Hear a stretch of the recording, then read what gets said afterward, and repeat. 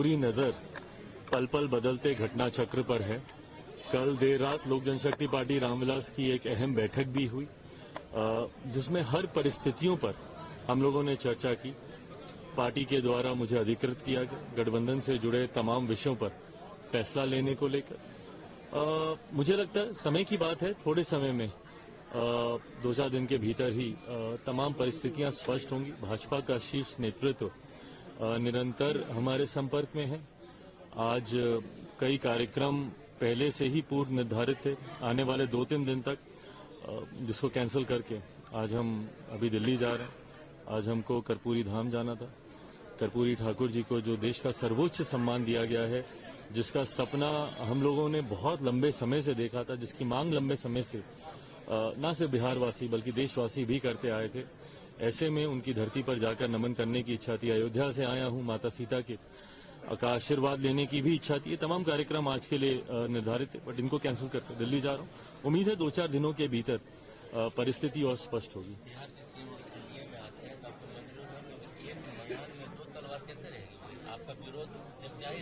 मुझे लगता है अगर मगर में अगर हम लोग उलझेंगे तो बहुत सारे प्रश्नों के बिना आधार के जवाब देना होगा। मुझे लगता है just a matter of time, कुछ ही समय में परिस्थिति स्पष्ट हो जाएगी। अगर मगर की परिस्थितियां इससे पूर्व भी कई बार आई हैं, तो अगर सिर्फ हाइपोथेटिकली ही प्रश्नों के जवाब देते रहें तो मुझे नहीं लगता कि उसका कोई आधार बनेगा। एक बार परिस्थिति स्पष्ट हो जाए, मेरा गठबंधन भारतीय जनता पार्टी के साथ है। एनडीए गठबंधन का सबसे बड़ा घटक दल भारतीय जनता पार्टी है। जो भी फैसला होगा वो भाजपा लोजपा आपस में मिलकर लेगी। वक्त सारी परिस्थितियों को स्पष्ट करता रहे। फिलहाल आज जब हम लोग गणतंत्र दिवस और वो भी 75वां, आज से अमृतकाल की शुरुआत भी होती है और इस अमृतकाल के लिए कई लक्ष्य निर्धारित किए गए हैं। उम्मीद ही नहीं, पूरा विश्वास है।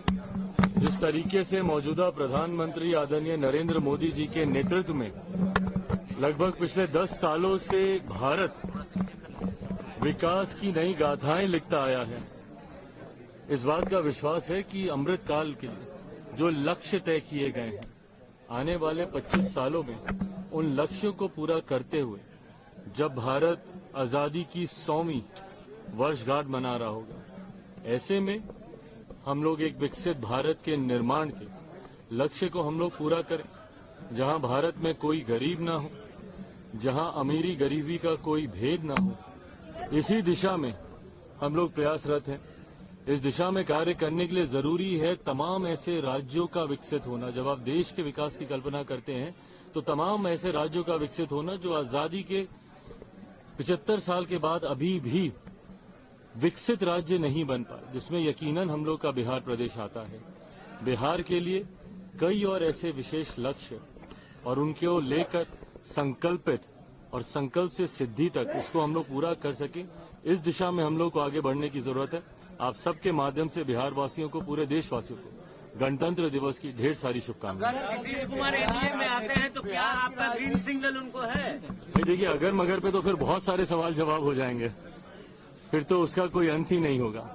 पर जैसा मैंने कल भी इस बात को मैंने कहा था कि भारतीय जनता पार्टी के शीर्ष नेतृत्व से मेरी बातचीत चल रही है और मुझे लगता है सही समय आने पर तमाम प्रश्नों के जवाब दिए जाएंगे। चिराग जी, आप जा रहे हैं दिल्ली, आज पहुंच रहे हैं? आज मैं दिल्ली जा रहा हूँ। आज मैं दिल्ली जा रहा हूँ और जैसा मैंने कहा कि भाजपा के शीर्ष नेतृत्व से मेरी बातचीत चल रही है, उसी क्रम को आगे बढ़ाने के सिलसिले में आज वैसे हमको जाना था, कर्पूरी धाम हमको जाना था। जिस तरीके से कर्पूरी ठाकुर जी को देश का सर्वोच्च सम्मान दिया गया है, जो बिहार वासियों की, देशवासियों की, हम लोगों की लंबे समय से मांग थी, उम्मीद थी, वो सपना आज हम लोग का पूरा हुआ है। ऐसे में मैं चाहता था कि उनकी उस पावन धरती पर जाकर उनको मैं नमन करूं। आज कार्यक्रम था वहां का, सीतामढ़ी जाना था। मेरे लिए सौभाग्य की बात है कि अयोध्या से भगवान राम के दर्शन करके आया और मैं हमेशा कहता हूं और मैं मानता हूं कि उतना ही भव्य सीता माता का मंदिर सीतामढ़ी में भी बनना चाहिए।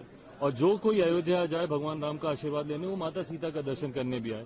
तो वहां पर भी मुझे जाना था, बट कुछ दिनों के लिए ये कार्यक्रम पोस्टपोन किया गया है, राजनीतिक सरगर्मियों को ही देखते हुए। नीतीश को आपने तीसरे नंबर पे पहुंचा दिया, नीतीश को तीसरे नंबर पे पहुंचा दिया, क्या नीतीश कुमार आपके लिए एक्सेप्टेबल है? लगातार आपने उनका विरोध किया है कभी न कभी। देखिए, मैंने कल रात से मैं इसी बात को दोहरा रहा हूं।